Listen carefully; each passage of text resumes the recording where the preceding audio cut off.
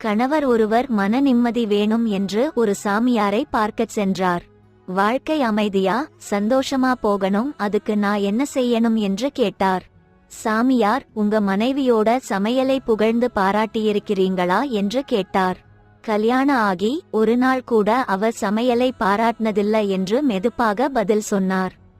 அடுத்த தடவை சாப்பிடும் போது மனைவியின் சமையலை புகழ்ந்து பாருங்கள் என்றார் சாமியார். அவர் வீட்டிற்கு சென்றதும் மனைவி கேசரி, பூரி, குருமாவும் பரிமாறினாள்.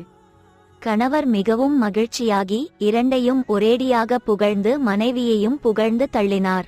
இந்த திடீர் புகழ்ச்சி எதிர்பார்க்காத மனைவிக்கு கோபம் வந்தது. கையில் இருந்த கரண்டியால் கணவர் தலையில் அடித்துக்கொண்டே, இத்தனை வருஷமா என்னை புகழாத நீங்கள் இன்றைக்கு பக்கத்து வீட்டிலிருந்து வந்த கேசரியும் பூரி குருமாவையும் புகழ்ந்து பாராட்ட எப்படி தோணிச்சு என்று கேட்டாள். அவ்வளவுதான், சொழி முடிஞ்சது செத்தாண்ட